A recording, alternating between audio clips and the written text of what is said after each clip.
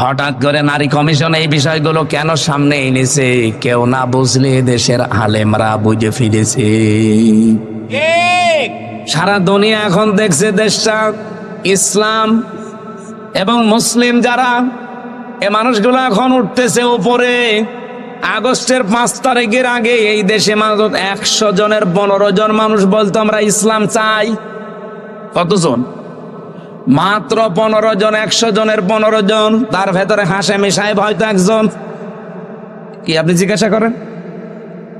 100 জনের ভেতরে যদি 15 জন এই দেশে ইসলাম চায়, আব্দুর রব হাশেমি একজন। এক কথা বলা লাগবে। এখনকার জরিপ বের করেন, বাংলাদেশে এখন 100 জনের কমপক্ষে 77 জন মানুষ বলছে আমরা ইসলাম চাই। আকীদা বিশুদ্ধ করা লাগবে। আমি আবার নাম ধরছি ভাই, আমি কোরআন সামনে তো এই জন্য বলছি। বাংলাদেশে একটা মাসলুম দল জামাত ইসলামী বাংলাদেশ, এদের ওপরে একটা তহমত লাগানো হয় সারা জীবন যে এদের আকীদা ঠিক নেই। কেন আপনি এই কথা বলেন তো? কি আকীদা পেয়েছেন তাদের ভেতরে? বাংলাদেশ জামাত ইসলামীর আকীদা এই দেশে আল্লাহর আইন আল্লাহর জমিনে কায়েম করা, এইটা তাদের আকীদা। যদি এর বাইরে জামাত ইসলাম যারা করে তাদের কোনো আকীদা থাকে, তারা এখানে এসে বলুক, আমি এক্ষুনি তাদের তওবা করাবো। বলেন তো মুরব্বী যাই কয়টা এখানে বসে আছে যারা জামাত ইসলাম করে, ওদের জিজ্ঞাসা করে দেখেন, ওদের যদি আকীদা আল্লাহর জমিনে আল্লাহর আইন বাদ দিয়ে অন্য কিছু থাকে, ওদের আমি তওবা পড়াবো। বলেন আপনি কেন এই মুসলিম দলটার উপরে এই তহমত লাগিয়েছেন? আপনার আকীদা ঠিক আছে? ফাঁসির দড়ি গলার কাছে চলতেছে, এরপরেও নিজের আল্লাহর আইন থেকে পিছপা হয়নি। আমি নিজে দেখেছি তো কত মানুষ বেঈমান হয়ে গেছে আমার সামনে। অথচ এটি আমার সারুল ইসলাম, আমি 4 বার তার সাথে দেখা হয়েছিল। 4 বার আমারে বলতো, হামজা সারা জীবন যদি আমার জেলখানায় রাখে, এতটুকু দোয়া আমার জন্য করবা আমি যেন ঈমান হারিয়ে না ফেলি। আমি মাত্র 3 বছরে আমার জীবন অর্ধেক করে দিয়েছি। আর লোকটা মুরব্বী মানুষ, আমার দাদার বয়সী, 13 বছর পড়ে আছে, এখনো মাথা নত করেনি। মেয়ের কাশেম আলী, আপনাদের এই যে নদীর ওই পারে বাড়ি মনে হয়, মানিকগঞ্জে বাড়ি না? শহীদ মেয়ের কাশেম আলী রহমতুল্লাহ আলাইহি। কিছু মানুষ বলো হুজুর খালি নাম ধরে বলেন। আরে ভাই, নাম না ধরলে তো আপনি টেরও পান না, বোঝার চেষ্টাও করেন না। এই মানুষগুলোকে কাছ থেকে দেখেছি। ফাঁসি হবে 3 ঘন্টা পরে, কারারক্ষীরে বলছে আমি ঘুমালাম 2 ঘন্টা, 1 ঘন্টা আগে আমার ডাক দিও। আপনি বলেন আমার আকীদা ঠিক নেই। আপনার আকীদা কি? ওই জায়গা না। আপনারা যদি এখনই বলি যে 5 দিন পর আপনি মরে যাবেন, আপনি মনে হয় এখনই মরে যাবেন। নারী কমিশন যে 13টা পয়েন্টের উপরে কথা বললেন, তার একটা ছিল 7 নম্বরে এইটা যে দেহ আমার, সিদ্ধান্ত আমার। এটা পুরা কোরআনে কারিমের বাইরে।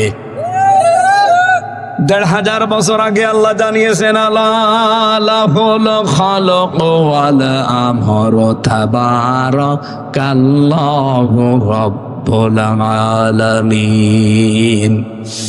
সূরা আরাফের 54 নম্বর আয়াতের শেষের দিকে আছে, আল্লাহ পাক বলেন এই জমিন বানিয়েছি আমি, এখানে সিদ্ধান্ত চলবে কার? আরো জোরে বলেন। আপনি কোন কারণে কথা বলেন 92% মুসলমানের দেশে যে দেহ আমার, সিদ্ধান্ত আমার? দেহ আপনার মানে আমার যে 33 বছর বয়স, বলেন তো আমি 33 বছর আগে উল্লেখ করার মতো কিছু ছিলাম না? আমার বাবার বিয়ে হয়েছে 35 বছর, হয়তো আমি 1 বছর পরে দুনিয়ায় এসেছিলাম। বলেন এই 33-34 বছর আগে হামজা নামে আমার যে এখন অস্তিত্ব আছে, আমি বসে আছি, এটা কল্পনা করা যেত? রব্বুল আলামিন একটু স্মরণ করিয়েছে, কাইফা তাকফুরুনা বিল্লাহি ওয়া কুনতুম আমওয়াতান ফাআহইয়াকুম। কেমন করে মানুষ আমার সাথে কুফরি করে, আমার নাফরমানি করে, আমার সাথে অবিচার করে। মানুষ কি করে? আমার বিধান মানতে চায় না, অথচ লোকটা মৃত ছিল, আমি নিজে তাকে জীবন দিয়েছি। বিজ্ঞান এখন আয়াত নিয়ে প্রমাণ করছে, এটা তাফসিরে কাবিরের ভেতরে পাবেন। আল্লামা ফখরুদ্দিন রাজি রহমতুল্লাহ আলাইহি উনি আয়াতের ব্যাখ্যা করতে গিয়ে লিখলেন যে আল্লাহ কাইফা শব্দটা না দিয়ে তো তাকফুরুনা বিল্লাহি ওয়া কুনতুম আমওয়াতান দিতে পারতেন। কেন কাইফা শব্দ আগে ব্যবহার করলেন কেন? যারা এখানে বালাগাত মান্তিক পড়ায় অনেক আলেম বসে আছে, দেখবেন কাইফা শব্দটা প্রায় 7টা বা 11টা অর্থে আমি পেয়েছি। তার একটা অর্থ আছে কাইফা আল্লাহ ব্যবহার করেন ওই সমস্ত শব্দের আগে, ওই কথা বলার আগে যেই কথা আল্লাহ নিজেও বিশ্বাস করতে পারেন না। মানে আল্লাহরও বিশ্বাস হতে চায় না এরকম কোন কথা বলার আগে কাইফা বলা লাগে। বলেন তো এখন যদি কেউ বলে আমির হামজা 1 ঘন্টা আগে জেনা করে আসলো, আপনি বিশ্বাস করবেন? যারা চুপ করে আছেন আপনার কি মনে হচ্ছে যে আমি করে আসলাম? কি বুঝলেন এখান থেকে বলেন তো? যে আমার মতো একটা কাঠ মোল্লা, আমি কাঠ দিয়ে মনে হয় বানানো, আমার মতো একটা কাঠ মোল্লা এতটুকু হুজুর যদি জেনা করে এসেছে আপনি বিশ্বাস না করেন, আল্লামা দেলাওয়ার হোসাইন সাইদি জেনা করেছে এটা আপনি বিশ্বাস করেন কি করে? 1 কোটি হামজা এক জায়গায় করলে তার পশমের সমান খেদমত হবে। সে কোরআন মাথায় নিয়ে পর্যন্ত জানিয়েছিল যে 71-এর একটা কাদা আমার গায়ে লাগে নাই, আর আপনি তার উপরে মিথ্যা তহমত এমন দিয়েছেন, শেষে জেনাকার বানিয়েছেন। এই জন্য বারবার আমার জেলখানায় দেখা হয়েছিল, উনি আমাকে বলতেন হামজা আমি মারা যাব, শহীদ হব, কিন্তু এই বদনাম নিয়ে আমি মরতে চাই না যে জাতি জানবে আমি জেনাকার। আমি মরতে চাই কিন্তু আমি শহীদ হতে চাই, এই বদনাম নিয়ে আমি মরতে চাই না। শরীয়তপুরবাসী আমার মতো একটা ছোট মানুষকে এই অপবাদ দিলে আপনি বিশ্বাস করতেছেন না, অথচ কোরআনের পাখি 50টা বছর যিনি কোরআন প্রচার করলেন সারা দুনিয়ায়, তাকে এই মিথ্যা তহমত দেওয়ার পরেও অনেকে দেখে বিশ্বাস করে। রিমান্ডে আমি 10 দিনে অন্তত 8 দিন তাকে আমারে সঙ্গে সঙ্গে তারেও ওই অফিসাররা গালি দিত। আমারে গালি দিবেন দেন, আমার মামলা যদি রিলেটেড হয় দেন, আপনি সাইদি সাহেবকে টেনে এনে গালি দেন কেন?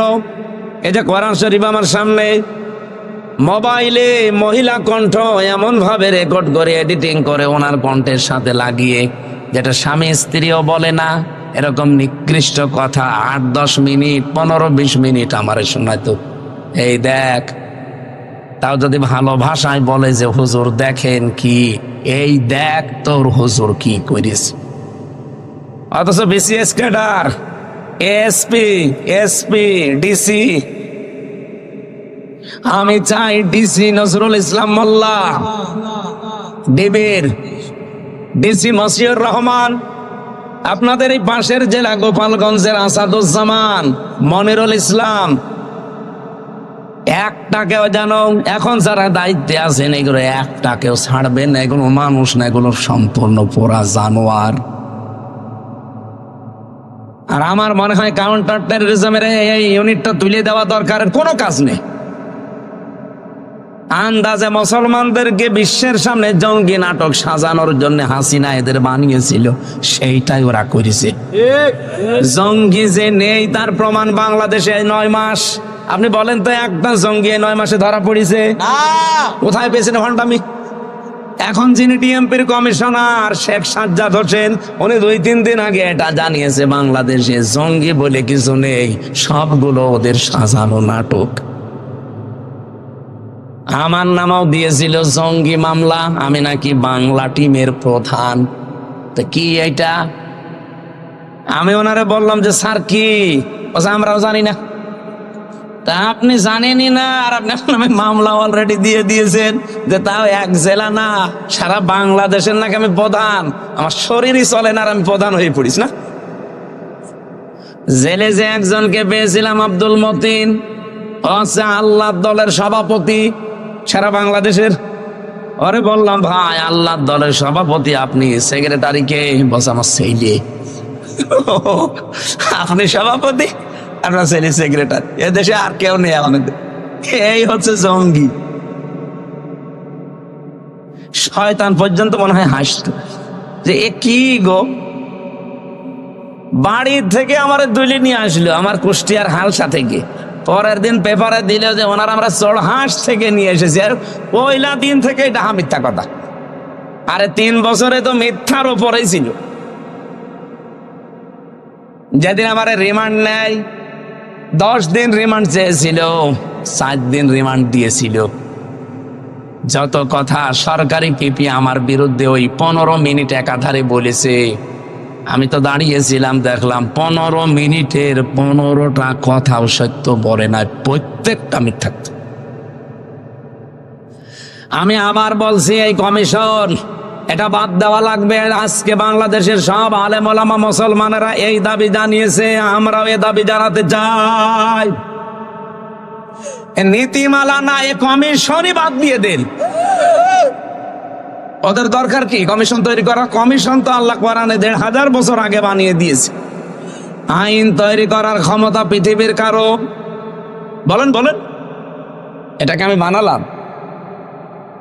সূরা আলে ইমরান 4 নাম্বার পারা 9 নাম্বার পৃষ্ঠা 4 নাম্বার লাইনের 154 নাম্বার আয়াতের মাঝের অংশে আছে, ইয়াকুলু আমিনাল আমরি মিন শাইইন।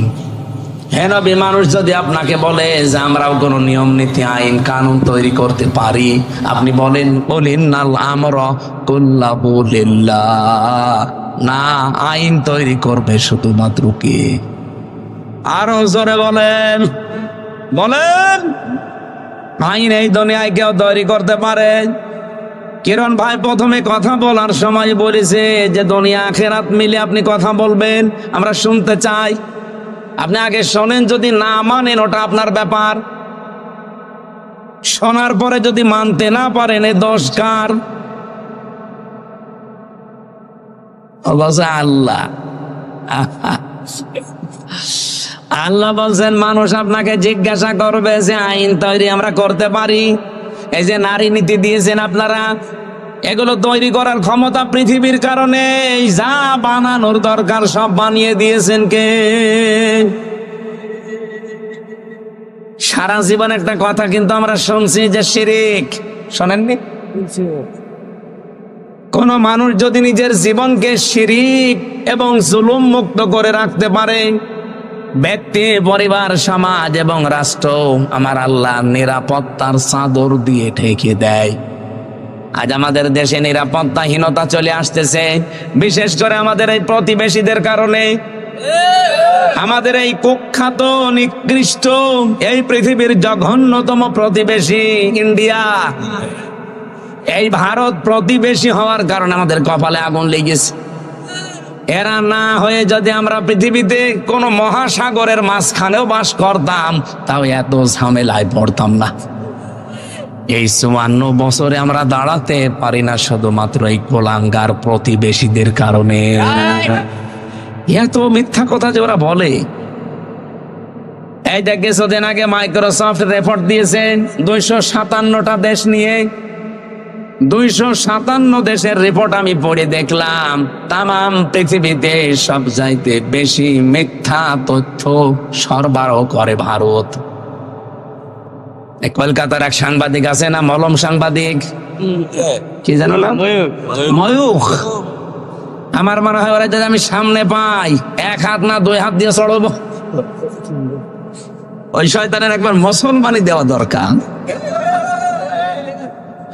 এত মিথ্যা কথা আর বানিয়ে বানিয়ে কথা বলতে পারে শয়তান। আমার মনে হয় এই বাংলাদেশের হকারও অত নিকৃষ্ট না। কথা বলেন না কেন? হকাররা তো তাদের ঔষধ বিক্রি করার জন্য বিভিন্ন সময় একটু আউল ফাউল বলে, ওর মতো বলে না। ও যত মিথ্যা কথা, যত মিথ্যা তথ্য পরিবেশন করে। 54টা বছর আমরা দাঁড়াতে পারি না শুধু এদের এই মিথ্যা তথ্যের কারণেই। সারা পৃথিবীর মডলদেরকে ওরা জানিয়েছে আমাদের দেশে নাকি সাম্প্রদায়িক দাঙ্গা তৈরি হচ্ছে, এই দেশে জঙ্গি মাথা ছাড়া দিয়ে উঠতেছে। হঠাৎ করে নারী কমিশন এই বিষয়গুলো কেন সামনে এনেছে? কেউ না বুঝলে দেশের আলেমরা বুঝে ফিরেছে। সারা দুনিয়া এখন দেখছে দেশটা ইসলাম এবং মুসলিম যারা, এ মানুষগুলো এখন উঠতেছে উপরে। আগস্টের 5 তারিখের আগে এই দেশে মাত্র 100 জনের 15 জন মানুষ বলতো আমরা ইসলাম চাই। কতজন? মাত্র 15 জন। 100 জনের 15 জন। তার ভেতরে হাশেমি সাহেব হয়তো একজন। কি আপনি জিজ্ঞাসা করেন? 100 জনের ভেতরে যদি 15 জন এই দেশে ইসলাম চায়, আব্দুর রব হাশেমি একজন। এক কথা বলা লাগবে। এখনকার জরিপ বের করেন, বাংলাদেশে এখন 100 জনের কমপক্ষে 77 জন মানুষ বলছে আমরা ইসলাম চাই।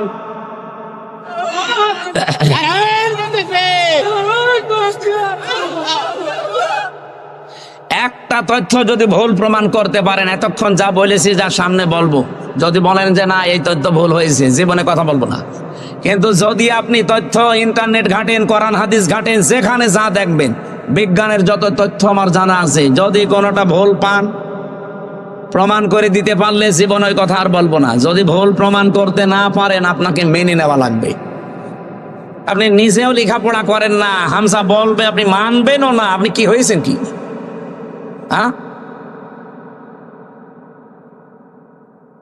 100 জনের 77 জন মানুষ যখন বলছে আমরা ইসলাম চাই, গোবিন্দ পরামানিকের মতো মানুষ, এটা মুসলমান কি হিন্দু সভাপতি, সে যদি বলে যে এই দেশে ইসলাম যদি আসে আমরা অন্য ধর্মের মানুষেরা নিরাপদে থাকতে পারবো, আপনার কি হয়েছে? এই কথাগুলো যখন বিশ্বে যাচ্ছে, এর পেছনে অবশ্যই গণরাঘব বোয়াল কাজ করছে, যারা হঠাৎ করে মেয়েদের দিয়ে কোরআনের বিপক্ষে 13টা পয়েন্ট লিখেছে। আমরা জানাতে চাই দেশে 92% অন্তত আমরা মুসলমান। 92% লাগবে না, 92 জন যদি মুসলমান আমরা এই দেশে থাকি, কোরআনের বিরুদ্ধে, হাদিসের বিরুদ্ধে একটা পয়েন্ট এ দেশে কায়েম হতে দেওয়া যাবে না। রাজি আছেন না আপনারা? কারা রাজি আছেন দেখে লিল্লাহি তাকবীর। ইসলাম দিন ইসলাম, আল কোরআনের আলো, সমাধান, নারায়ে তাকবীর।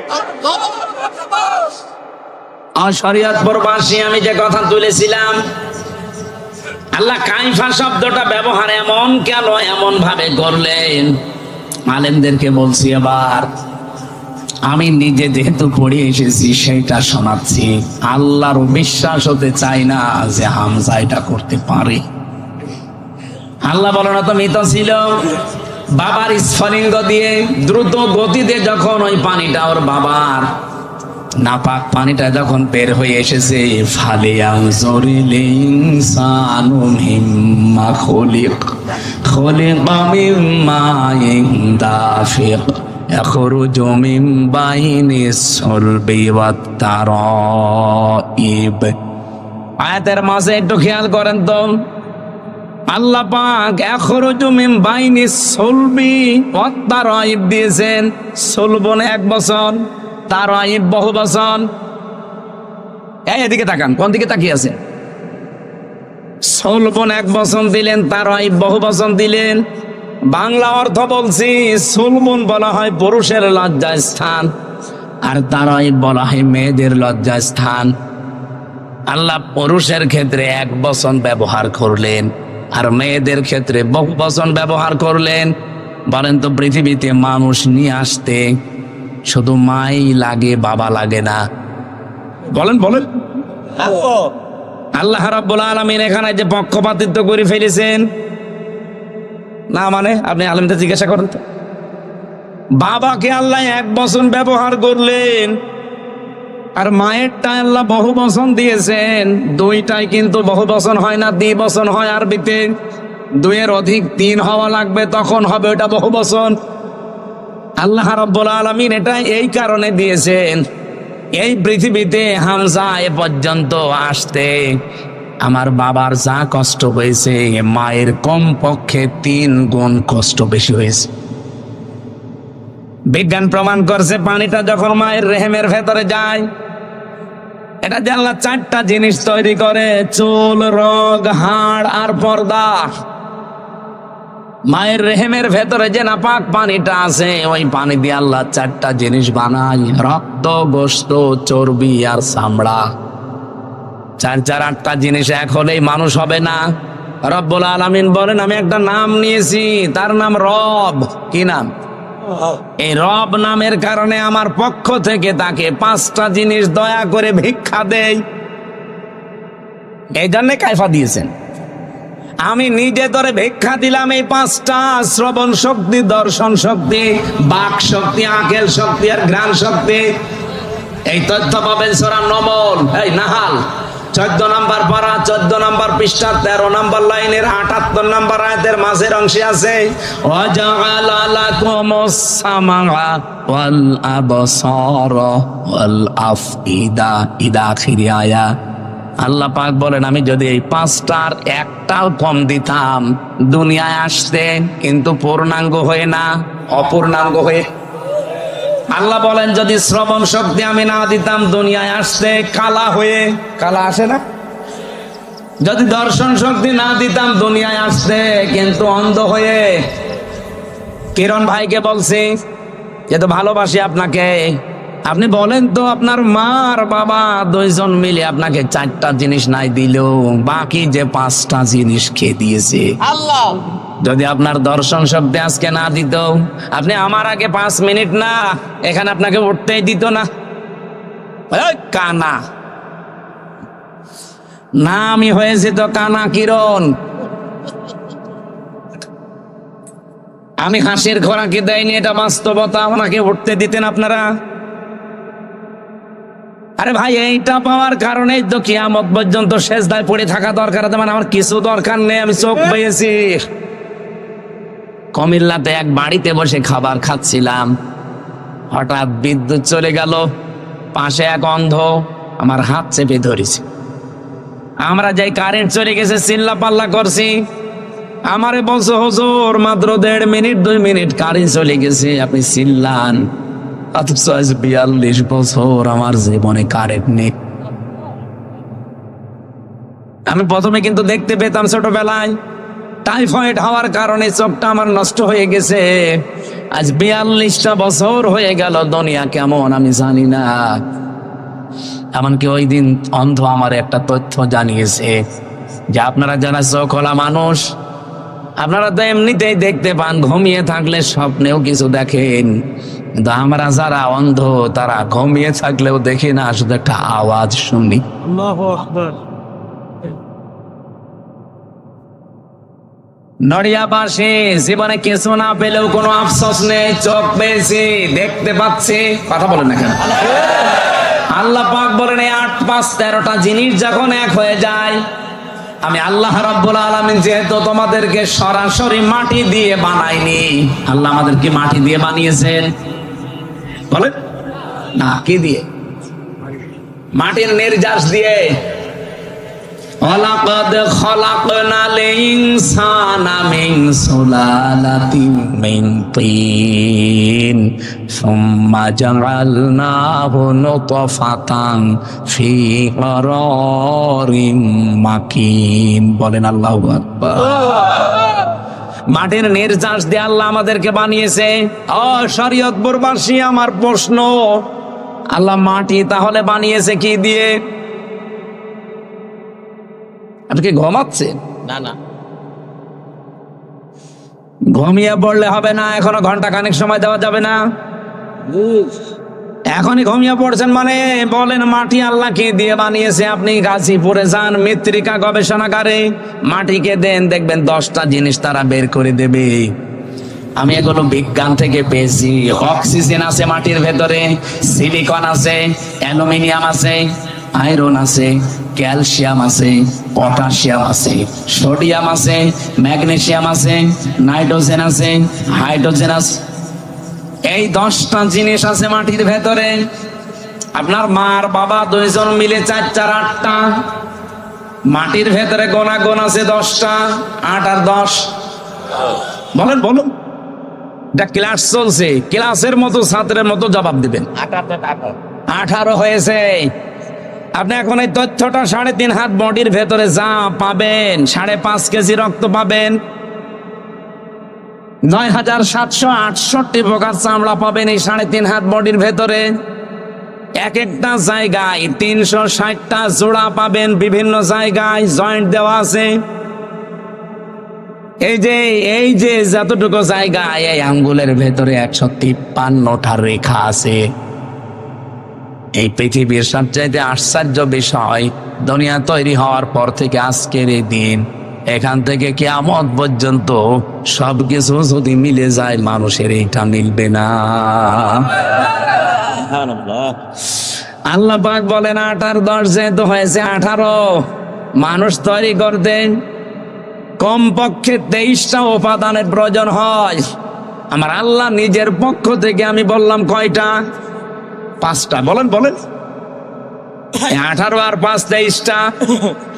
এই 23টা জিনিস যখন পরিপূর্ণ হয়ে যায়, ফেরেশতারা তখন বলে, আল্লাহ এর ছেলে বানাবো না মেয়ে বানাবো? সিদ্ধান্ত দেয় কে? আপনি যে বললেন আমার শরীর আমার সিদ্ধান্ত, কোথায় পেয়েছেন আপনি? আপনার কোনো সিদ্ধান্ত চলবে না, সিদ্ধান্ত যা দেওয়ার ওই সে শুরু আরম্ভ করেছেন সিদ্ধান্ত দেওয়াকে। ওয়াল্লাযী ইউসাউবিরুকুম ফিল আরহামি কাইফা ইয়াশা। সূরা আলে ইমরান 3 নম্বর পারা 9 নম্বর পৃষ্ঠা 6 নম্বর লাইনে 6 নম্বর আয়াতের প্রথম অংশে আছে, তিনি সে আল্লাহ যিনি মায়ের রেহেমের ভেতরে তোমাদের আকার আকৃতি তৈরি করেন। এটা কারো কাছে জিজ্ঞাসা করে আল্লাহ করেছেন?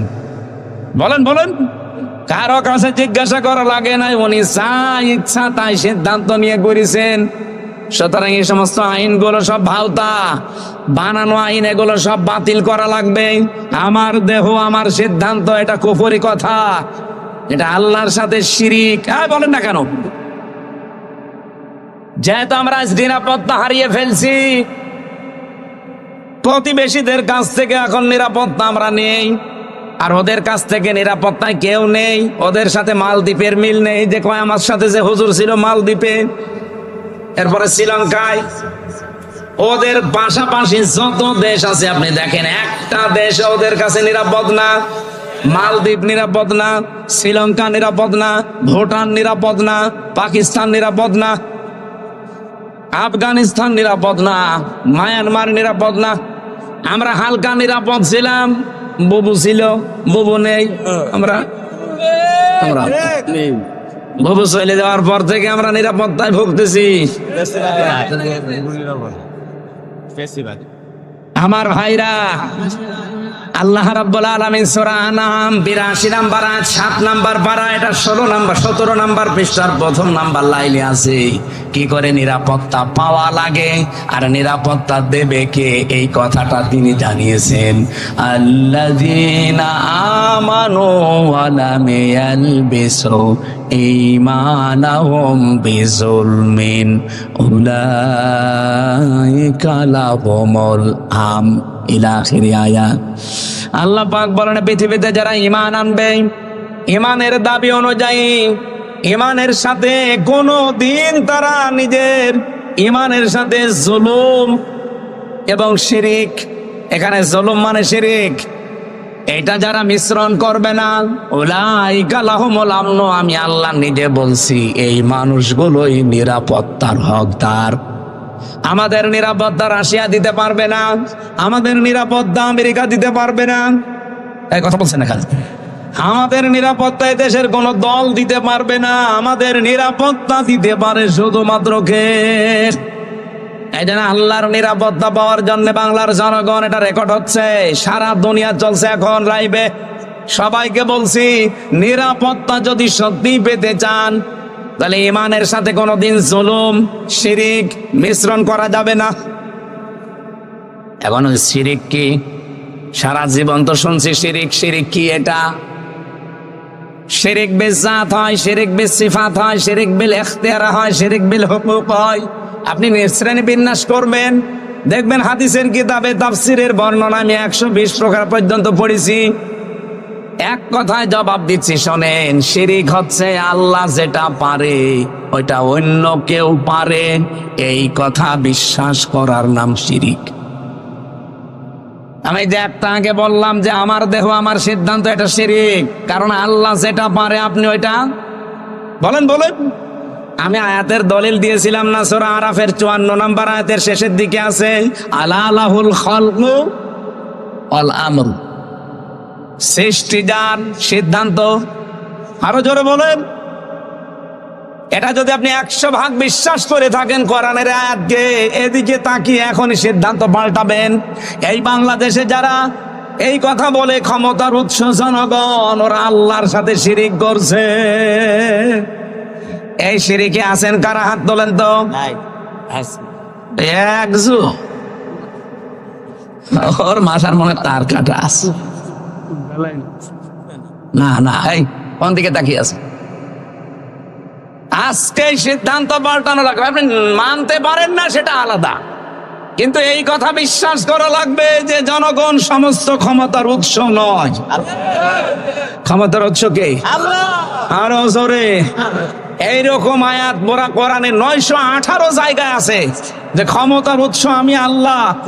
বিভিন্ন কায়দায় আল্লাহ আমাদেরকে বোঝাতে চেয়েছেন, অথচ সেইটা আমরা অনেকে উল্টিয়ে ফেলেছি। এবার আমি আর একটা দিকে যাই। জমিন যেহেতু বানিয়েছে আল্লাহ, হুকুম ও চলার ক্ষমতা আল্লাহ দিয়েছে, আল্লাহ ছাড়া কারো হুকুম চলবে না।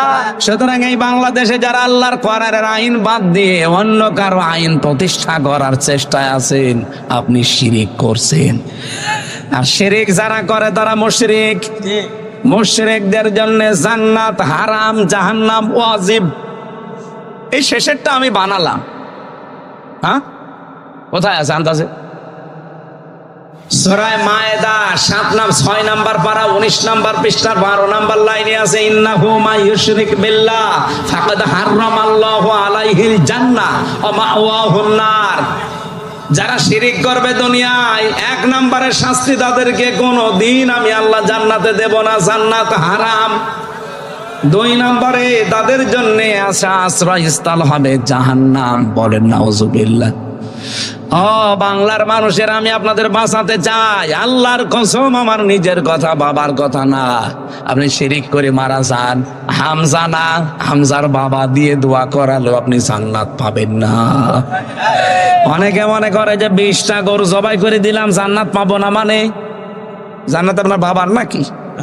20 টাকা 20,000 গরু জবাই করলেও হবে না। নবীজির নিজের আপন চাচা সারা জীবন যে নবীকে কালে কোলে নিয়ে, কাঁখে নিয়ে, পিঠে নিয়ে, মাথায় নিয়ে, চোমা দিয়ে মানুষ করেছে, আবু তালেব। এই লোকটা যেদিন মারা যাচ্ছিল, নবীজি গেলেন, মাথার কাছে হাত দিয়ে বললেন, ইয়া আম্মি আবি তালিব, লা ইলাহা ইল্লাল্লাহ হাজ্জুল লাকা ইনদাল্লাহি ইয়াউমাল কিয়ামা, রাহুল বুখারী। হে চাচা, জোরে বলা লাগবে না, শুধু আমার কানের কাছে মুখটা নিয়ে আস্তে করে বলেন লা ইলাহা ইল্লাল্লাহ মুহাম্মাদুর রাসূলুল্লাহ বলা দরকার নেই, ওটা আমি মেনে নিলাম। শুধু আল্লাহর স্বীকৃতিটা দেন। আপনি যদি জোরে দিতে ভয় পান, আস্তে করে বলেন আমার কানের কাছে। অতবা সাহেবা, আবু জেহেল, আবু সুফিয়ান শুনেছে, ডাক দিয়ে বলেন নেতা পড়বা। সারা জীবন বাপ দাদার ধর্ম মানলে, এখন বাপ ভাতিজার নতুন ধর্ম অনুসরণ করে কলঙ্কিত হবা। মানুষ তোমারে কাপুরুষ বলবে, ভীরু বলবে। আবু তালেব ওই দিন বলেছিল, ভাতিজান আমাকে মাফ করে দিও, তোমার এই কালেমা আমি পড়তে পারলাম না। নবীজির মন খারাপ হয়ে গেল। সঙ্গে সঙ্গে জিবরাইল সূরা কসসের 56 নাম্বার আয়াতটা নিয়ে হাজির হয়ে গেলেন। ডাক দিয়ে বলে, হে নবী, আপনি মন খারাপ করেন কেন? ইন্নাকা লা তাহদি মান আহবাবতা ওয়ালাকিন্নাল্লাহা ইয়াহদি মাইয়াশা। অবশ্যই আপনি যাকে ভালোবাসেন তাকে হেদায়েত দিতে পারেন না, বরং আল্লাহ যা চায়, যাকে চায় তাকে হেদায়েত দেয়। ওয়া আ'লামু বিল মুহতাদিন, আ'লামু ইসমে তাফসীল। হে নবী, আপনার চাইতে আমি আল্লাহ ভালো জানি যে হেদায়েত পাবে কে। লোকটা আপনার চাচা, আমি জানি সারা জীবন আপনাকে আদর করেছে, মহব্বত ভালোবাসা দিয়েছে, বাড়িতে রেখে খাবার খাওয়িয়েছে, আমি দেখেছি। কিন্তু লোকটা মুশরিক। কি মুশরিক? বলেন বলেন। মুশরিক। আপনি এত করে বলতে বললেন, লোকটা বলে নাই। ও বলেছে মাফ করে দেন। আপনি কি মাফ করার মালিক? মাফ করার মালিক কে? আল্লাহ। বলেন বলেন। আল্লাহ। ওমা ইয়াগফিরুয যুনুবা ইল্লাল্লাহ, আল্লাহ ছাড়া মাফ কেউ করতে? আরো জোরে বলেন। এরপরেও নবীজি তার কবরের পাশে যে হাত তুলেছিলেন, রব্বুল আলামিন আমার চাচা আবু তালিবকে তুমি মাফ করে দাও। সঙ্গে সঙ্গে জিবরাইল এসে বলে, হে নবী হাত নামান। কার জন্য হাত তুলেছেন? মা কানা লিন-নাবিয়্যি ওয়াল্লাযীনা আমানু আইয়াস্তাগফিরু লিল মুশরিকিন ইলা আখিরি আয়াত। সূরা তাওবা 113 নম্বর আয়াত, 11 নম্বর পারা, 4 নম্বর পৃষ্ঠা, 4 নম্বর লাইনে আছে। হে নবী হাত নামান। কার জন্য হাত তুলে আপনি বসে আছেন? এই লোকটা আপনার চাচা, আমি জানি। আপনি যদি নবীও হন, এমনকি কোন নবীর জন্য পৃথিবীতে কোন মুমিনের জন্য জায়েজ নেই যে কোন মুশরিকের জন্য আল্লাহর কাছে সে ক্ষমা চাবে, যদিও এটা নিজের নিকট আত্মীয় হয়। শরীয়তপুরবাসী, যে নবী জীবনে কোনোদিন হাত তোলা লাগে নাই, মনের ভেতরে কামনা আসলেই কবুল হয়ে গেছে, সেই নবী হাত তুলে বসে আছে, আল্লাহ হাত ফেরত দিচ্ছে। আর বাংলাদেশে টাটকা মুশরিক মরে যাচ্ছে, আর আমরা দোয়া করে গরু জবাই করে জান্নাতে দিয়ে আসছি। মনে হচ্ছে জান্নাত ওর বাবার। আপনি মন খারাপ করছেন, আমি জানি ভাই, এইটাই সত্য কথা, এইটাই হক কথা। বাংলাদেশে বহু মানুষ আমরা দেখতে পাচ্ছি অলরেডি মুশরিক হয়ে গেছে। আপনি শিরিক করলে আপনি মুশরিক। আল্লাহর আইনের পাশে কাউকে দাঁড় করাবেন না, সে যেই হোক। আল্লাহর আইন চাই, আল্লাহর আইন চাই, সৎ লোকের শাসন চাই। এই শিরিকটা বাংলাদেশ থেকে তুলে দেওয়া লাগবে।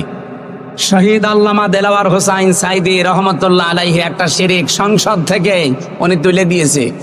আগে সংসদে যাওয়ার সময় মাথা এভাবে ঝোকানো লাগতো। যারা আছে এমপি সাহেব জিজ্ঞাসা করে দেখেন, ওই শিরিকটা উনি তুলে দিয়েছিলেন আইন পাশের মাধ্যমে, বিল উত্থাপন করার মাধ্যমে। আজ পর্যন্ত ওটা এখনো বলবৎ আছে। সুতরাং সামনে যারা আসবেন, আমরা চাই এদেশে তারা শিরিক মুক্ত করবেন, যেন আমরা নিরাপত্তায় থাকতে পারি। কারণ যারা শিরিক মুক্ত পরিবার, সমাজ, রাষ্ট্র করে তুলবে, তাদের নিরাপত্তা দেবে সব দিক থেকে কে? যতই ওরা শক্তিশালী হোক, কিচ্ছু করতে পারবে না।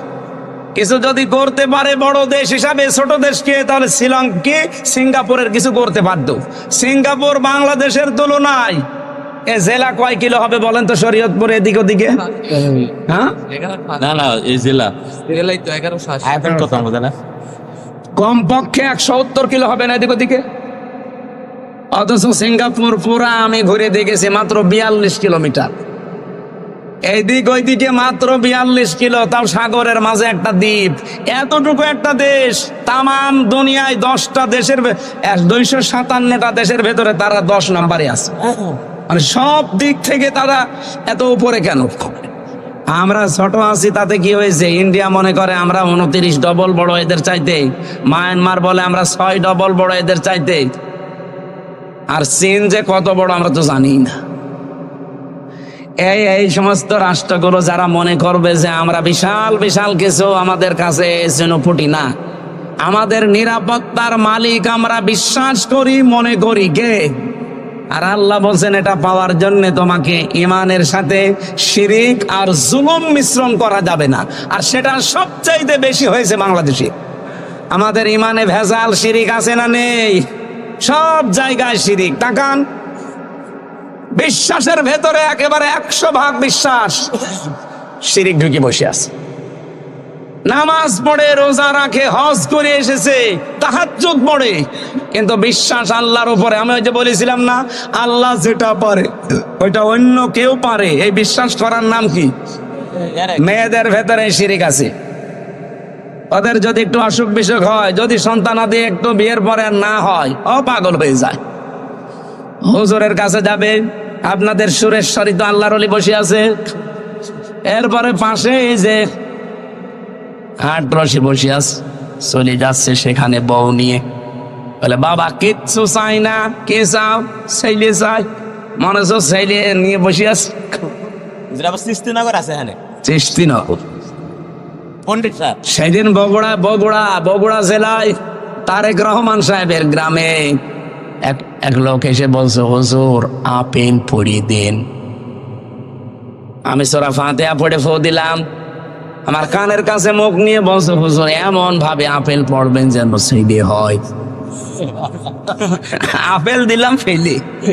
আচ্ছা আপেল কই? ফেলি দিস কেন? আরে ভাই আপেল পড়ে যদি ছেলে হইতো তো আমার ম্যাডামের 3টে মেয়ে হইতো না, আমি খালি আপেল খাওয়াতাম। কি বিশ্বাস মানুষের! এই শিরিক দেশে নেই? আছে আরে ফরিদপুর, মাদারীপুর, শরীয়তপুর এই সমস্ত জেলায় এই শিরিক গুলো বেশি। কি করেন কি আলেমরা? কি করেন কি? পিটিয়ে সোজা করা লাগবে এই শয়তানদেরকে। শরীয়তপুর এই নামটা যেন ঠিক থাকে। যারা এই জেলায় আসবে বলবেন কোরআন শরীফ হাতে নেন। কিরণ ভাই দেখতো এক এক আল কোরআনের আলো সব সমস্যার সমাধান।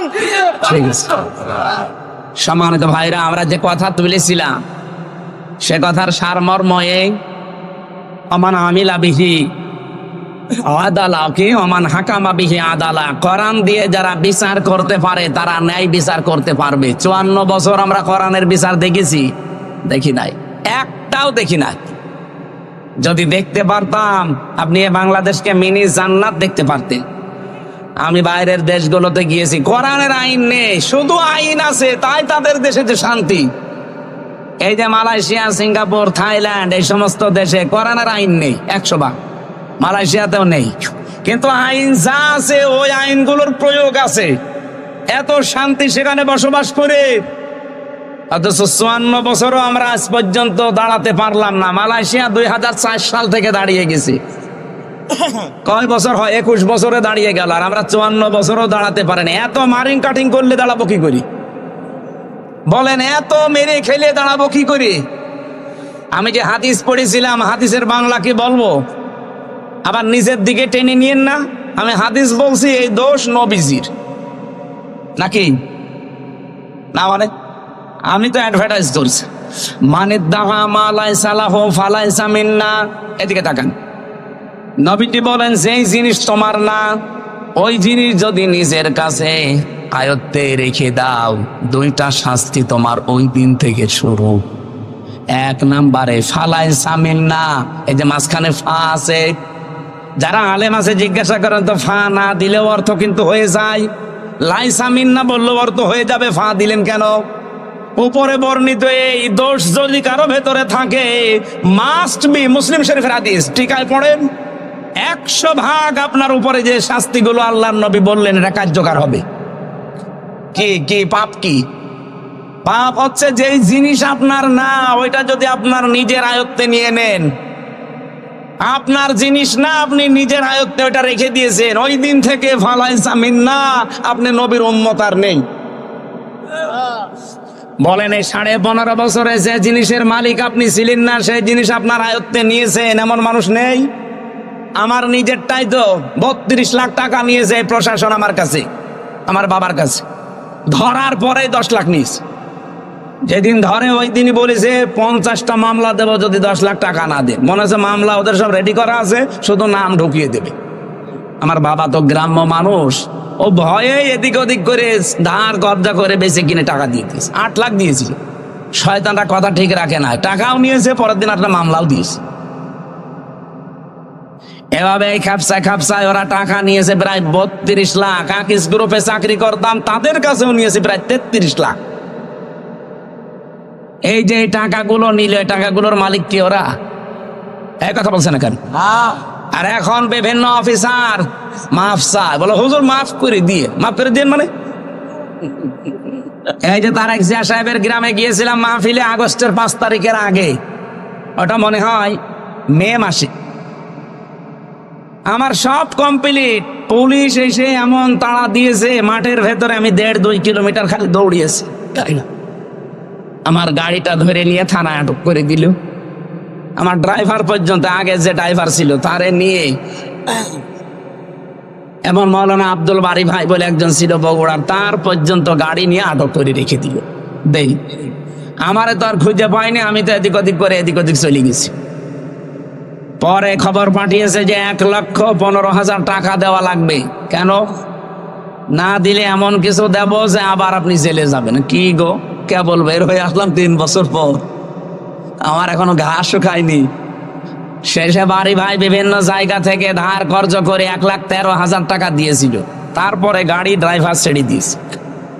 এই আগস্টের 5 তারিখের পরে তো সব উলট পালট হয়ে গেছে। আর বগুড়া তারেক জিয়ার জন্মস্থান না, ওখানে যা ছিল ওই দিনই পাল্টিয়েছে।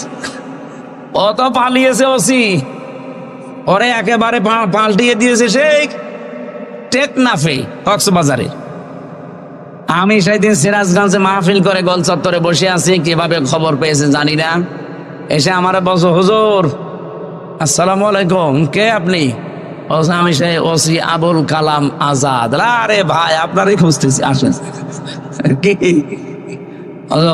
ওই যে সেই টাকা নিয়েছিলাম মাফ করে দিয়ে। মাফ তো করবো, আগে টাকা ফেরত দে। মাফ তো আমি করতে, আমি একেবারে 2 পা খুলে বসে আছি, আপনারা মাফ করে দিলাম, খালি টাকাগুলো ফেরত দে। বলছে আমার নামে বিভাগীয় মামলা হয়েছে, আমার ট্রান্সফার করে দিয়েছে, আমি খুব ঝামেলায় আছি, আপনি কোনো মাহফিলে যেন বলে ফেলেন না, তাহলে আমি ওখানেও থাকতে পারবো না। মানে টাকা কবে দেবেন বলেন? ও সময় নিল 7 দিন, 1 লাখ টাকা ফেরত দিয়েছে। আর বলছে 13,000 টাকা আপনি মাফ করে দিয়েন, আমি মিষ্টি খাবো। ঠিক আছে, যা। বাংলাদেশে পুলিশ টাকা ফেরত দেয়, এটা মনে হয় ইতিহাস। যারা আছে জিজ্ঞাসা করে দেখেন তো, কিরণ ভাইও তো অন্তত মামলা মোকদ্দমায় পড়েছে, পুলিশ টাকা নিলে ফেরত দেয়, এটাই বাংলাদেশের প্রথম ইতিহাস। এই আবুল কালাম আজাদ ওসি 5 আগস্টের পরে, আগে হলে আর দিত না। আগে হলে আমার মনে হয় আমার আরো সমস্যা হইতো। এখন এই যে মানুষগুলো যা নিল, এত বললাম 1 লাখ, আর ওই যে 32 লাখ আর হাকিজের 33 লাখ, ওগুলো দেবে কে? এই সবগুলো গোপালগঞ্জের মানুষেরা নিয়েছে। কারণ আমার এই 10 দিনের রিমান্ডে প্রায় 7 দফা যারা গেছে, তার ভেতরে প্রায় 5 দফায় গোপালগঞ্জে বাড়ি। এই যে মনিরুল ইসলাম, কথা বলছেন না কেন? আসাদুজ্জামান, আসাদুজ্জামান মানে ওই যে ওইটা নয়, বুড়োটা না, এই যে জোয়ানটা না, মিয়া না, মিয়ার আমি পাইনি। আসাদুজ্জামান যেটা কাউন্টার টেররিজমের প্রধান ছিল, এটা একটা টাটকা নির্ভেজাল শয়তান। আর একজন পেয়েছি গোপালগঞ্জের, এই খুলনার মাদারীপুরে, এটা মাদারীপুর না, শরীয়তপুর, মাদারীপুরের ওই জায়গা ট্যাকের হাটে বাড়ি। আমার মামলার আয়ু ওইটা, ওর মিজানুর রহমান, কাজী মিজানুর রহমান। এই শয়তান আমার আকিজ গ্রুপের কাছ থেকে মনে হয় এই খ্যাপসায় খ্যাপসায় খালি টাকা নিয়েছে। ওরা বলছে তুই কি আমার কাছে টাকা পাস? বলছে না, টাকা দেওয়া লাগবে। স্যার বিরক্ত হয়ে শেষ পর্যন্ত থাপ্পড় দিতে গেছে যে এ কি গো, আমি হুজুরকে চাকরি দিয়েছিলাম আমার মসজিদের ইমামতি করার জন্য, আর আমি কি ক্ষতি করেছি? আমি তার একটা উপকার করলাম। এভাবে যত টাকা নিয়েছিলেন আমি চাই 15.5 বছরে যার কাছে যা নিয়েছেন আপনারা সব ফেরত দিয়ে দেন, কারণ ওগুলোর মালিক আপনারা একটাও না। কথা বলেন না কেন? নবীদের হাদিস ছিল, যেই জিনিস আপনার না, ওইটা যদি আপনি নিজের আয়ত্তে নিয়ে নেন, দখল করেন, ছিনতাই করেন, চাঁদাবাজি করেন।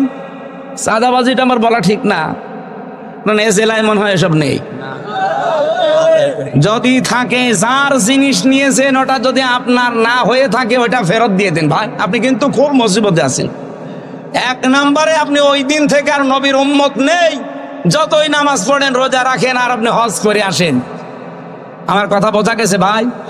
যেই জিনিস যার না, ওই জিনিস দাবি করলে সে নবীর উম্মত, যেন নবীর উম্মত থাকে না। 2 নাম্বারটা আরো কঠিন, সে যেন জাহান্নামে একটা স্থান বরাদ্দ করে নিল। বলেন নাউজুবিল্লাহ।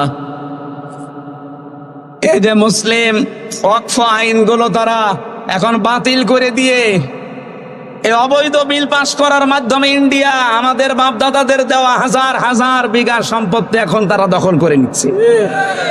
ইসরায়েল তাদেরকে 1940 সালে এই ফিলিস্তিনের মানুষগুলো থাকতে দিয়েছিল দয়া করে, আমরা যেমন রোহিঙ্গাদের দিয়েছি এইভাবে, অথচ শয়তানরা এখন তাদেরকে উৎখাত করে সব দখল করে নিচ্ছে। এই কথা বলেন না কেন? যে জিনিস যার না ওইটা ফেরত দেওয়া লাগবে। এ জেলায় যদি কেউ এরকম কর্মকাণ্ডে থাকেন, যাই দখল করেছেন, যাই নিয়েছেন, যাই চিন্তাই করেছেন, সব ফেরত দিয়ে দেন, নাই তো আপনার সব কিছু শেষ। নামাজ, রোজা, হজ, যাকাত, পর্দা, পুশিদা সব শেষ, কারণ আপনি নবীর উম্মতি নেই। এমনকি আপনি মরে গেলে বিসমিল্লাহি ওয়া আলা মিল্লাতি রাসূলিল্লাহ বলা জায়েজ নেই, কারণ আপনি আল্লাহর নামের উপরেও নেই, রসুলের উম্মতও নেই। এই কথা বলেন না? হ্যাঁ, এখানে পয়েন্টে একটা কথা বলা যায়, এটা টিকায় আছে, টিকায়। এদিকে তাকান। যেই জিনিস আপনার ছিল, কিন্তু ওইটা যদি হাতছাড়া হয়ে যায়, কেউ কেড়ে নেয়, কেউ মেরে খায়, ওইটা যদি আপনি আবার ফেরত পান, তাহলে এই হাদিসের যে শাস্তি, আপনি সেই শাস্তির আওতা মুক্ত থাকবেন। কে বুঝলেন বলেন তো? এ কিরণ ভাইয়ের সম্পদ ছিল, এ 15.5 বছরে অনেক কিছু বৈধ অবৈধ ভাবে হারিয়েছে না হারায়নি? বলেন বলেন। যত কিছু হারিয়েছে ওইগুলো যদি এখন আবার ফেরত পায়, যারা যারা নিয়েছে তাদের কাছে ফেরত নিয়েছে, এটা অসুবিধা নেই। কিন্তু যেই জিনিস ওনার না, ওইটা যদি উনি জোর করে নিয়ে আসে যে বাবা শাহজালাল সব হালাল, তাহলে উনি কিন্তু আর নবীর উম্মত থাকতে পারবেন না। ইসলামী ব্যাংক যাদের ছিল তারা ফেরত পেয়েছে। এই কথা বলেন না কেন? ইসলামী ব্যাংকে আপনার বাবার, আপনি বানিয়েছিলেন, যার বাবার যারা বানিয়েছে মাথার ঘাম পায়ে ফেলে তারা আবার ফেরত পেয়েছে। এই জায়গায় ফতোয়াবাজি করবেন না ভাই। অনেকে বলে যে না এটাও চিন্তাই করেছে। কে চিন্তাই করেছে? যারটা সে ফেরত পেয়েছে। এই 15.5 বছরে যে যা হারিয়েছেন ওইটা যদি ফেরত পান, একেবারে আল্লাহর নাম নিয়ে খাবেন, কোনো অসুবিধা নেই। আমার ভাইরা, হাদিসের শেষ পয়েন্ট ছিল এটা, ওমান দাআ ইলাইহি হাদা। কেউ যদি হেদায়েতের উপরে থাকতে চায়, সে যেন মানুষকে কোরআন দিয়ে ডাকে। ওমান দাআ, এখানে টান আছে, ওমান দাআ ইলাইহি হাদা, এখানে টান আছে। আপনি যদি হেদায়েতের উপরে থাকতে চান, ও বাংলার মানুষেরা কান খাড়া করে শোনেন, এই পৃথিবীতে হেদায়েতের উপরে থাকতে চাইলে কোরআন দিয়ে মানুষকে ডাকা লাগবে। এখন কোরআনের ডাক বাংলাদেশে আছে না নেই? সপ্তাহ চলছে, কোরআন দিয়ে মানুষকে আমরা ডাকছি, আসেন। আমার বাবার আদর্শের দিকে আসা লাগবে না, আমার ভাইয়ের আদর্শের দিকে আসা লাগবে না, আপনি কোরআনের আদর্শের দিকে আসেন। কথা বলেন না কেন? কারণ আমি ডাকি আল্লাহর কোরআনের দিকে। 2 দিন 5 দিন না, 1 মাস ব্যাপী, 1 বছর ব্যাপী, সারা জীবন ব্যাপী, কারণ আমি হেদায়েতের উপরে থাকতে চাই। এ বাংলার জমিনে যারাই মনে করবেন যে আমি হেদায়েতের উপরে থাকতে চাই, আপনাকে কোরআন দিয়ে ডাকা লাগবে। হ্যাঁ, এটা যদি আপনার কাছে রাজনীতি মনে হয়, এইটাই আমার রাজনীতি। এটা যদি মনে হয় ধর্ম ব্যবসা, হ্যাঁ এইটাই আমার ধর্ম ব্যবসা। বহু মাদ্রাসা এরকম ওলট পালট শিক্ষা দেওয়া হয় যে না এসব কিছু করার দরকার নেই, আগে পড়ো, আগে লেখো। আমি পড়ালেখা তো মাস্ট বি করবই। বিশ্বনবী কোরআন দিয়ে ডাক দিয়েছেন, আর আল্লাহ এটা ফরজ করে দিয়েছেন, বাল্লিগ মা উনজিলা ইলাইকা মির রাব্বিক। হে রাসূল, আপনি তাবলীগ করবেন, প্রচার করবেন যেটা আপনার উপর আল্লাহ নাজিল করেছিলেন। বাল্লিগু আন্নী ওয়ালাউ আয়া, একটা আয়াত জানা থাকলে মানুষের কাছে পৌঁছিয়ে দাও। এই নির্দেশগুলো কি নফল না ফরজ?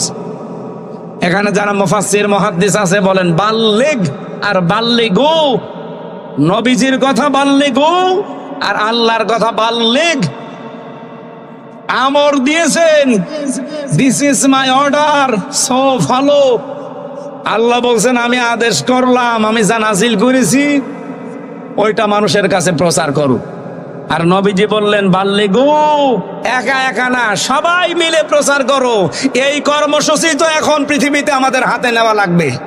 যে যতটুকু জানি ওইটাই প্রচার করা লাগবে মানুষের কাছে। কিসের কথা? কোরআনের। বলেন বলেন। কারণ আমি হেদায়েতের উপরে থাকতে চাই। ফাকাদ হুদিয়া ইলা সিরাতিম মুস্তাকিম। নবীজি বলেন কেউ যদি কোরআন দিয়ে মানুষকে ডাকে, আর এই ডাকে যারা সাড়া দেয়, তাকে আল্লাহ সিরাতে মুস্তাকিম, জান্নাতের রাস্তা নসিব করে দেবে। এই হাদিসটার উপরে আমল করার তৌফিক কামনা করছি, বলেন আমিন। আমরা বলেছিলাম যে ইসলামে উনি বলছিলেন ওয়ালা তামুতুন্না ইল্লা ওয়া আনতুম মুসলিমুন, মুসলমান না হয়ে মরবা না। আর আমার আলোচনা, আপনি মুসলমান হতে হলে ইসলামে প্রবেশ করা লাগবে।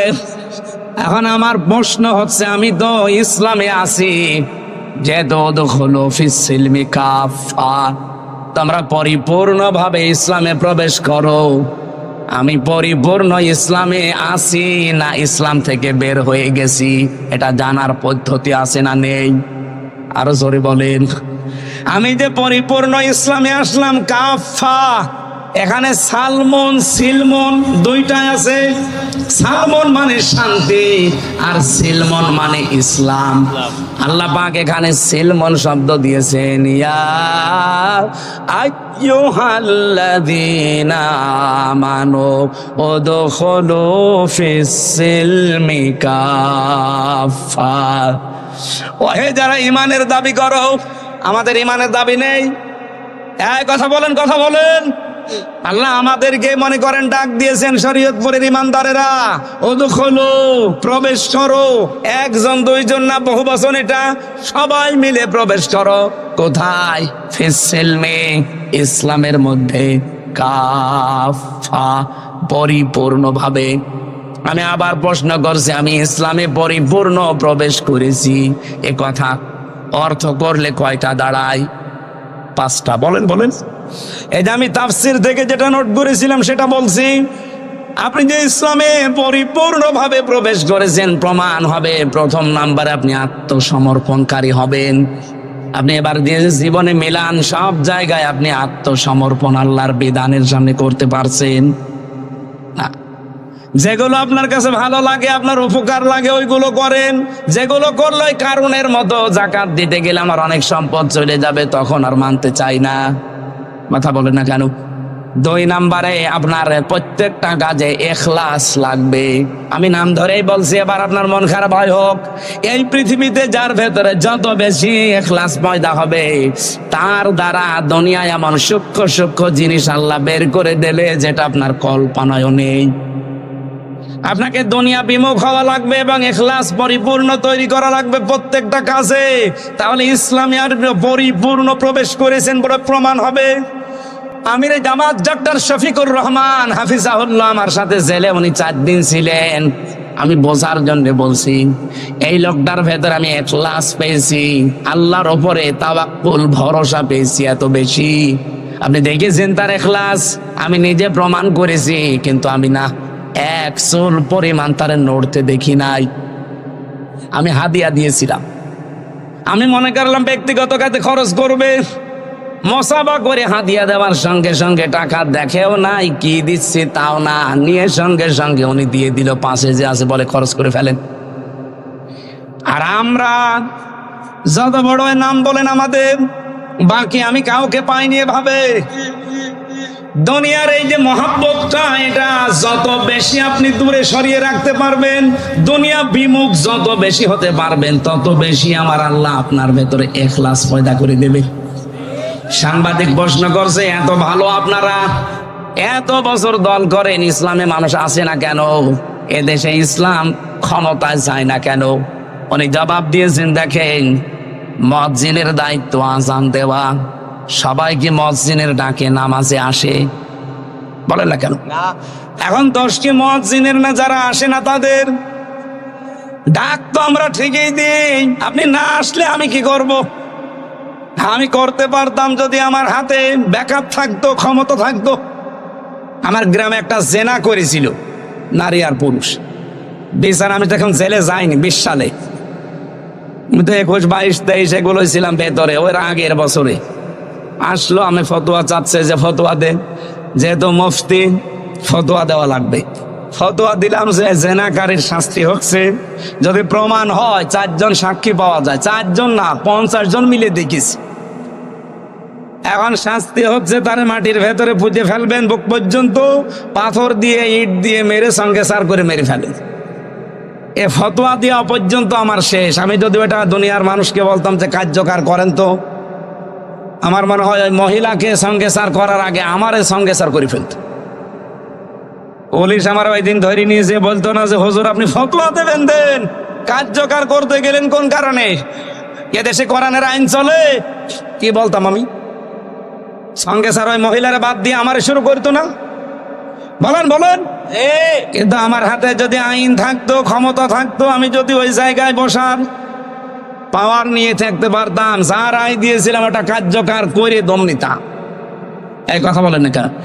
আর এরকম বিচার যদি বাংলাদেশে অন্তত সারা দেশ মিলে মাসে 5টা করতাম, জেনা করা দূরের কথা, পুরুষ মানুষের স্বপ্ন তো সব বন্ধ হয়ে যেত। এখলাস তৈরি করা লাগবে ভাই, আমাদের এখলাস নেই। উনি কি জবাব দিয়েছিলেন? জীবনে আপনার মাথায় আসবে যে আজান তো আমরা ঠিকই দেই, মানুষ না আসলে দোষ তো আমার না, মুয়াজ্জিনের দোষ, যারা আসে না তাদের দোষ। এজন্য আমাদের প্রত্যেকটা জায়গায় আমার মনে হয় ইখলাস বাড়ানো দরকার। 3 নম্বরে উন্নত চরিত্র তৈরি করা লাগবে। এই পৃথিবীতে সবচাইতে উন্নত চরিত্রের, উত্তম চরিত্রের অধিকারী ছিলেন মুহাম্মাদুর ওয়া ইন্নাকা লাআলা খুলুকিন আযীম। তার 63 বছরের জীবন পড়ে আছে। কিভাবে চলবেন ছোটবেলা থেকে মরণ পর্যন্ত সব আছে, শুধু দেখে দেখে আর রাহিকুল মাখতুমটা পড়বেন। উন্নত চরিত্রের অধিকারী যত বেশি হবেন, আপনি মনে করবেন আমি ইসলামে প্রবেশ করেছি। 4 নম্বরে এইটাই গুরুত্বপূর্ণ বিধান, আকীদা বিশুদ্ধ করা লাগবে। আমি আবার নাম ধরছি ভাই, আমি কোরআন সামনে তো এই জন্য বলছি। বাংলাদেশে একটা মাসলুম দল জামাত ইসলামী বাংলাদেশ, এদের ওপরে একটা তহমত লাগানো হয় সারা জীবন যে এদের আকীদা ঠিক নেই। কেন আপনি এই কথা বলেন বলেন তো? কি আকীদা পেয়েছেন তাদের ভেতরে? বাংলাদেশ জামাত ইসলামীর আকীদা এই দেশে আল্লাহর আইন আল্লাহর জমিনে কায়েম করা, এইটা তাদের আকীদা। যদি এর বাইরে জামাত ইসলাম যারা করে তাদের কোনো আকীদা থাকে, তারা এখানে এসে বলুক, আমি এক্ষুনি তাদের তওবা করাবো। বলেন বলেন তো, মুরব্বী যে কয়টা এখানে বসে আছে যারা জামাত ইসলাম করে, ওদের জিজ্ঞাসা করে দেখেন, ওদের যদি আকীদা আল্লাহর জমিনে আল্লাহর আইন বাদ দিয়ে অন্য কিছু থাকে, ওদের আমি তওবা পড়াবো। বলেন আপনি কেন এই মুসলিম দলটার উপরে এই তহমত লাগিয়েছেন? আপনার আকীদা ঠিক আছে? ফাঁসির দড়ি গলার কাছে চলতেছে, এরপরেও নিজের আল্লাহর আইন থেকে পিছপা হয়নি। আমি নিজে দেখেছি তো কত মানুষ বেঈমান হয়ে গেছে আমার সামনে। অথচ এটি আমার সারুল ইসলাম, আমি 4 বার তার সাথে দেখা হয়েছিল, 4 বার আমারে বলতো, হামজা সারা জীবন যদি আমার জেলখানায় রাখে, এতটুকু দোয়া আমার জন্য করবো আমি যেন ঈমান হারিয়ে না ফেলি। আমি মাত্র 3 বছরে আমার জীবন অর্ধেক করে দিয়েছি। আর লোকটা মুরব্বী মানুষ, আমার দাদার বয়সী, 13 বছর পড়ে আছে, এখনো মাথা নত করেনি। মেয়ের কাশেম আলী, আপনাদের এই যে নদীর ওই পারে বাড়ি মনে হয়, মানিকগঞ্জে বাড়ি না? শহীদ মেয়ের কাশেম আলী রহমতুল্লাহ আলাইহে। কিছু মানুষ বলো হুজুর খালি নাম ধরে বলেন। আরে ভাই, নাম না ধরলে তো আপনি টেরও পান না, বোঝার চেষ্টাও করেন না। এই মানুষগুলোকে কাছ থেকে দেখেছি। ফাঁসি হবে 3 ঘন্টা পরে, কারারক্ষীরে বলছে আমি ঘুমালাম 2 ঘন্টা, 1 ঘন্টা আগে আমার ডাক দিও। আপনি বলেন আমার আকীদা ঠিক নেই। আপনার আকীদা কি? ওই জায়গা না। আপনারা যদি এখনই বলি যে 5 দিন পর আপনি মরে যাবেন, আপনি মনে হয় এখনই মরে যাবেন। 5 নম্বরে লেনদেন সঠিক করা লাগবে। কি কথা বললেন না কেন? লেনদেন আমাদের আছে। যেই দোকানে বাকি খাই, আমার মনে হয় ওই দোকানের সামনে দিয়া যায় না, পাশ দিয়ে ঘুরে যায়। আপনার লেনদেন ঠিক আছে? এই 5টা বিষয়, এক একটার উপরে লক্ষ লক্ষ কথা আমি নোট করেছিলাম। অনেক রাত হয়ে গেছে। আর মেয়েদের ওপর আমি নিজে একটা বই লিখেছি জেলখানায়, একটা শিক্ষিত মানুষদের জন্য লিখেছিলাম সৃষ্টি নিয়ে। ওই যে যেগুলো বলছে আরম্ভ করেছিলাম, বলতে পারলাম না, ওগুলো সবের ভেতরে লিখা। শিক্ষিত মানুষরা নিলে কাজে লাগবে, 120 পৃষ্ঠা। আর এটা হচ্ছে মেয়েদের দাম্পত্য জীবনের সমাধান, কলহ যাদের তৈরি হয়, মেয়েদের সাথে ঝগড়াঝাঁটি, মনোমালিন্য কিভাবে সমাধান করবেন, এটা 120 পৃষ্ঠা।